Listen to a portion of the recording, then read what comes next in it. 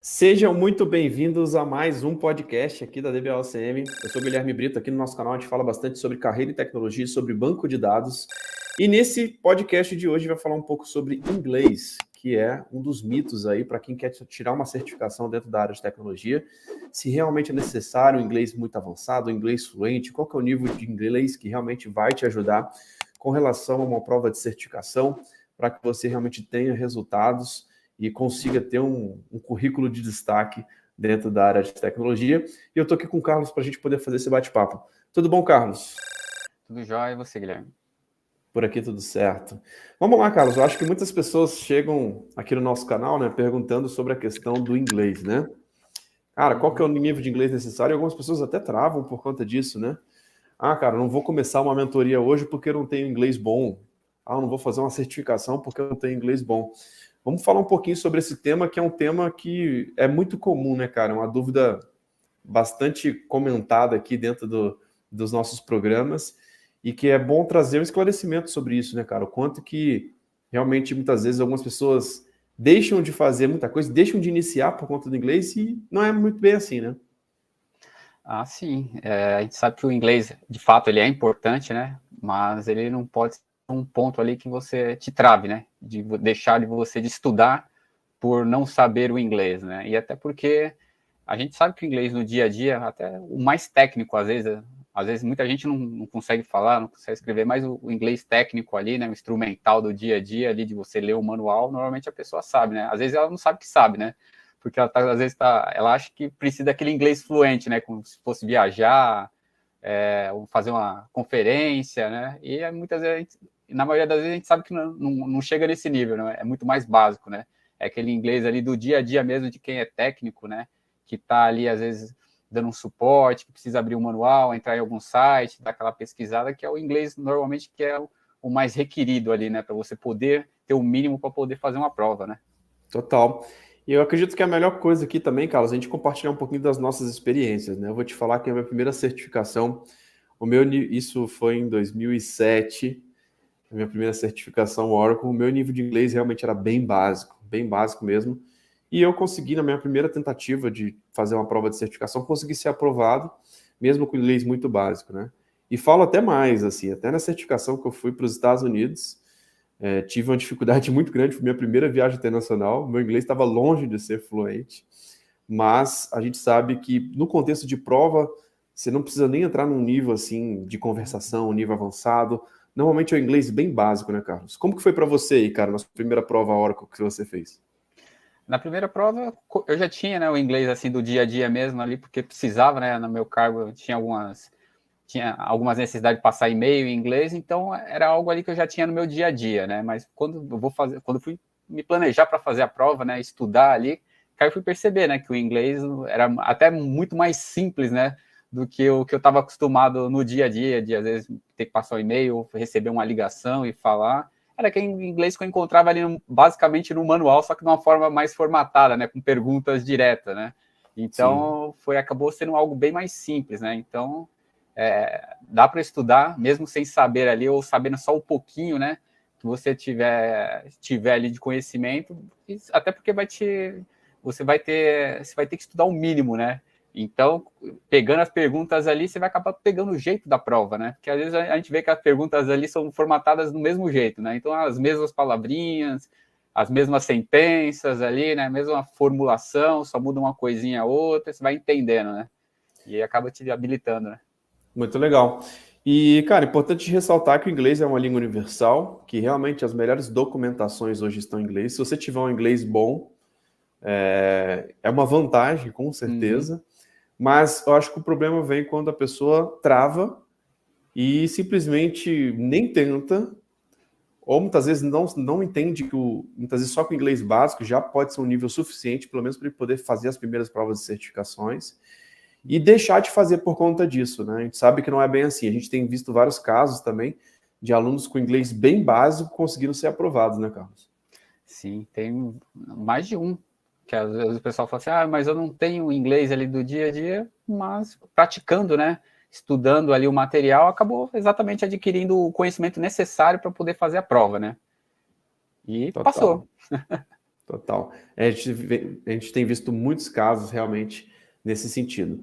E aí, vamos lá, cara, com relação a materiais de estudo, né, cara? A maioria dos materiais de estudo, incluindo livros, tutoriais online, até alguns treinamentos, a gente vê que estão disponíveis em inglês, até mesmo treinamentos da Oracle, materiais da Oracle.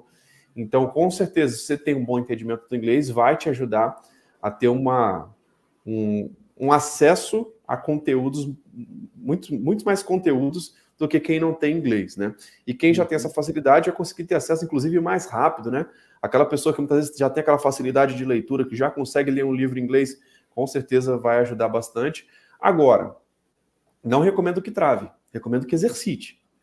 Se você não é bom em inglês hoje, cara, é exatamente por isso que você tem que estar praticando inglês todas as semanas, estar estudando inglês todas as semanas, pegando essas palavras, alguns vocabulários que você não entende direito, e muitas vezes trazer isso para um contexto ali dentro dos seus estudos para você conseguir fazer uma tradução ali dos pontos que você não está entendendo. Por quê? Só vai melhorar o inglês com a prática, né? Não é fugindo do inglês que você vai melhorar, né? Ah, sim, é um bom início, né? Inclusive, né? Pegar já a documentação para praticar. De fato, ali você vai ter que se expor ali, né? De você tentar traduzir alguma coisa, entender alguma coisa, correr atrás de repente de algum gap de conhecimento que precisa ali para tirar aquela dúvida, né? E, naturalmente você vai acabar aprendendo alguma coisa. Não tem como não aprender nada, né? Exato. E o aprendizado ele vem com a prática, né? Eu costumo dizer bastante isso, né? Como que um piloto de avião ele se torna experiente, né, cara? Com horas de voo, praticando, cara, não tem jeito.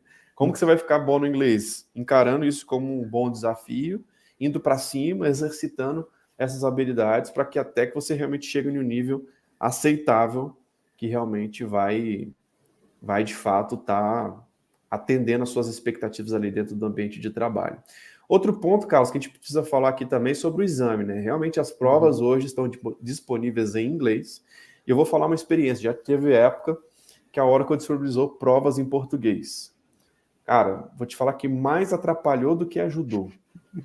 Então, muitas vezes, até a tradução dos arquivos, você pega um data file, aí ter arquivo de dados, muitas vezes até a interpretação dos termos que a gente está muito acostumado no dia a dia, na documentação, acabava confundindo, né?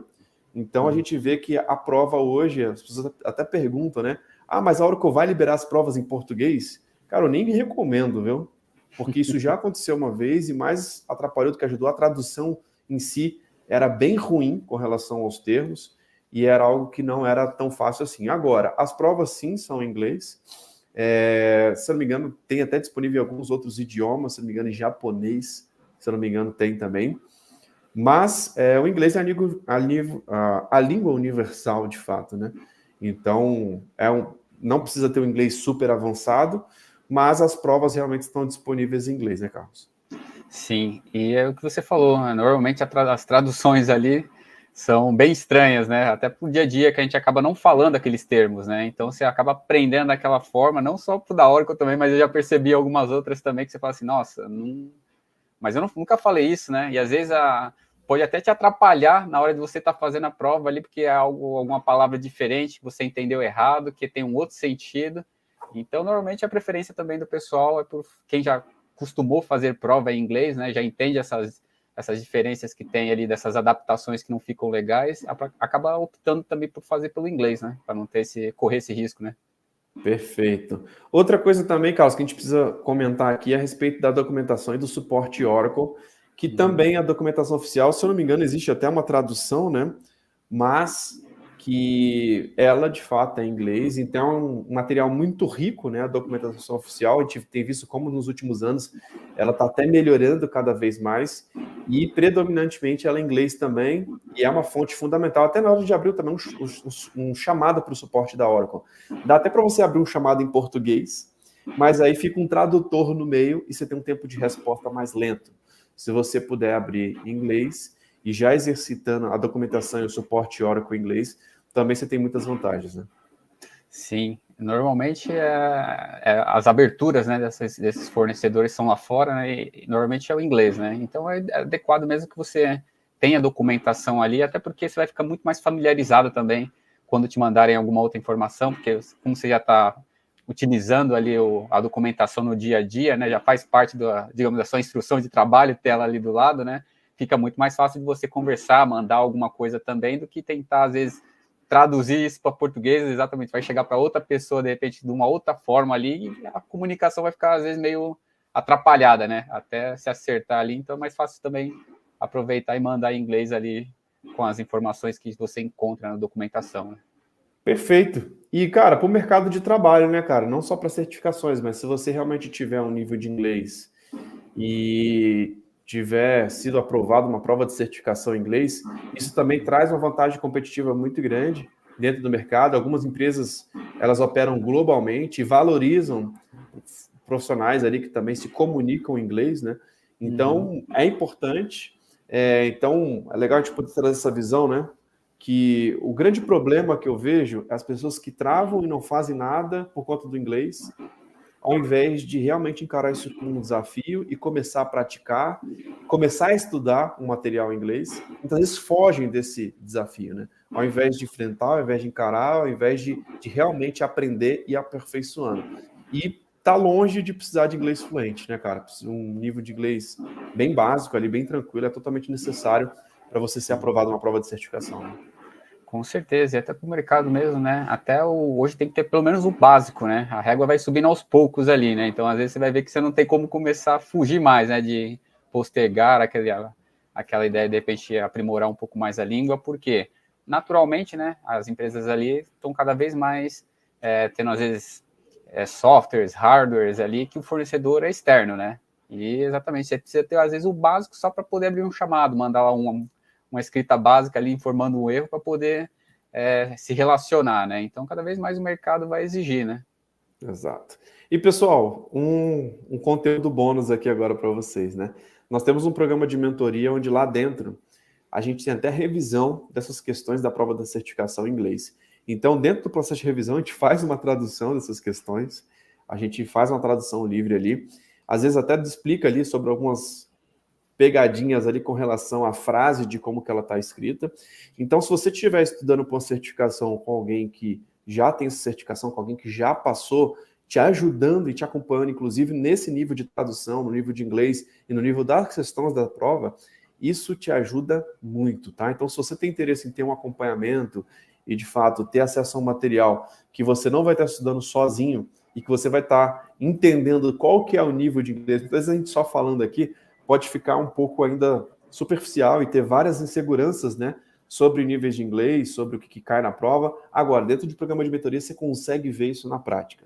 A gente tem hoje, se não me engano, só do ACP, mais de 300 questões de simulados, onde lá dentro você vai ver exatamente alguém explicando em português aquelas questões da prova de inglês, e isso ajuda bastante, né, Carlos? A gente tem visto que muitos mentorados até gostam dessa parte aí, porque dá uma segurança maior, até mesmo nessa parte do inglês, na hora de estudar por um simulado, para chegar na prova um pouco mais preparado, já sabendo o nível de inglês que vai encontrar lá, né?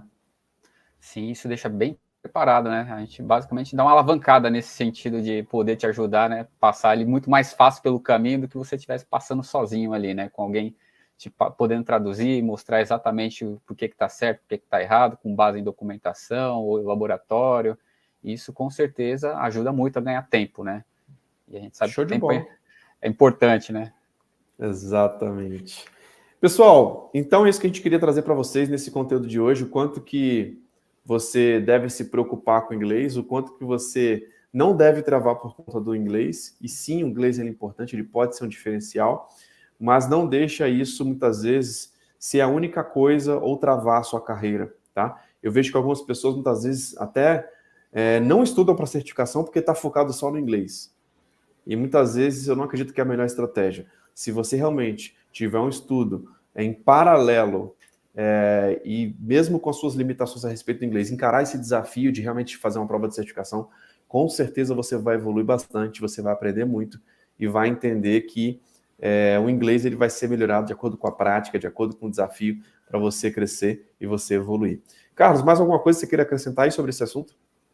Acho que é isso, Guilherme. Acho que essa questão da certificação serve como até um primeiro passo exatamente nessa questão de sair do zero ali do inglês, né? Para começar a caminhar, né? É um bom incentivo já. Total. Pessoal, lembrando que esse podcast aqui vai estar disponível nas plataformas de áudio como Apple Podcast, Google Podcast, Spotify.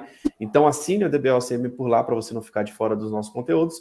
Lembrando que nós temos um programa de mentoria. Se você tem interesse em saber como que funciona essa mentoria, como que você pode, de fato, estudar com simulados da prova da certificação, tendo alguém ali comentando e traduzindo as questões que estão em inglês ali para o nosso idioma, para você ter uma segurança maior na hora de chegar numa prova, a gente consegue te ajudar. Deixa um comentário aqui abaixo e também se inscreva aqui no nosso canal, habilite as notificações para você não ficar de fora dos nossos conteúdos. Carlos, fechamos por aqui então. Fechado. Um grande abraço, Um abraço, e Guilherme. até o próximo. Valeu, tchau, tchau. Até mais, valeu, tchau.